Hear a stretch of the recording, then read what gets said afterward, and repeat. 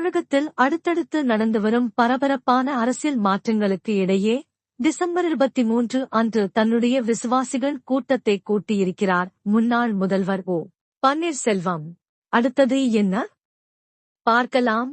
அதிமுக ஒருங்கிணைப்பு என்னவாகும் என்ற கேள்வியோடு பெரிதும் எதிர்பார்ப்புடன் நிகழ்ந்த அதிமுக பொதுக்குழு கூட்டத்தில் அது குறித்து ஒரு வார்த்தை கூட பேசாமல் உரையை முடித்துவிட்டார் அதிமுக பொதுச்செயலர் எடப்பாடி பழனிசாமி. ஆனாலும் அவருடைய எண்ண ஓட்டம் என்னவென்பதை முக்கிய நிர்வாகிகளின் பேச்சு கூர்மையாகவே உணர்த்தியது. அதன்படி அதிமுகவிலிருந்து வெளியேற்றப்பட்டவர்கள் மட்டுமல்லாது அவர்களையெல்லாம் மீண்டும் அதிமுகவுக்குள் கொண்டுவர வேண்டும் என்று முயற்சிப்பவர்களுக்கும் அதிமுகவில் இடம் இல்லை என்பதே அதிமுக மறைமுகமாக வெளிப்படுத்திய செய்தியாக இருந்தது. பொதுக்குழு கூட்டத்தின் தொடர்ச்சியாக தமிழக பாஜக தலைவர் நயினார் நாகேந்திரனை தன்னுடைய வீட்டுக்கு அழைத்து பேசினார் எடப்பாடி பழனிசாமி. அப்போது அதிமுக நிலைப்பாட்டை பாஜக தேசிய தலைமைக்கு தெரிவிக்குமாறு கேட்டுக் கொண்டார். இதனூடாகவே அதிமுக ஒருங்கிணைப்புக்கு முயற்சி எடுத்து வந்த தமிழக பாஜகவின் முன்னாள் தலைவர் அண்ணாமலையும் தேசிய ஜனநாயக கூட்டணி விரிவாக்கம் தொடர்பில் பாஜக தேசிய தலைமையே முடிவெடுக்கும் என்றும் கூறியிருந்தார். தொடர்ந்து டெல்லிக்குச் சென்ற நயினார் நாகேந்திரன் மத்திய உள்துறை அமைச்சர் அமித் ஷாவை சந்தித்தார்.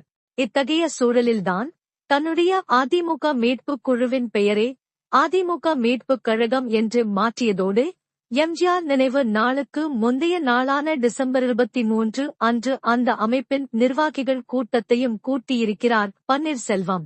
ஏற்கனவே தங்களுடன் இரு கட்சிகள் பேசி வருவதாக பெயர் குறிப்பிடாமல் மறைமுகமாக திமுக தவக அழைப்பை தினகரன் தெரிவித்துள்ள நிலையில் பன்னீர்செல்வத்தின் நகர்வு பாஜக அதிமுக இரு கட்சிகளுக்குமே நெருக்கடி கொடுப்பதாக அமைந்துள்ளது. இதற்கிடையில்தான் நயினார் சந்திப்பின் தொடர்ச்சியாக தமிழக தேர்தல் பொறுப்பாளராக பியூஷ் கோயலை அறிவித்திருக்கிறது பாஜக. தேசிய ஜனநாயக கூட்டணியை ஒட்டி அடுத்தடுத்து நடந்து வரும் இந்த அதிவேக நகர்வுகள் உள்ளே என்ன நடக்கிறது எனும் கேள்வியே எல்லோரிடமுமே எழுப்பியுள்ளன. மேலும் பழனிசாமி தன்னுடைய நிலைப்பாட்டை மாற்றிக்கொள்ளவில்லை என்றால் பன்னீர்செல்வம் அடுத்த தீர்வாக எதை நோக்கி நகர்வார் என்ற கேள்வியையும் எழுப்பியுள்ளது.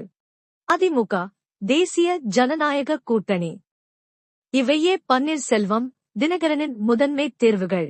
ஆனால் பழனிசாமி இரண்டுக்கும் சம்மதிக்காத சூழலில் திமுக அல்லது தவக எனும் முடிவை இருவரும் சிந்திக்கக்கூடும் என்கிறார்கள் அவர்களைச் சுற்றியிருப்பவர்கள்.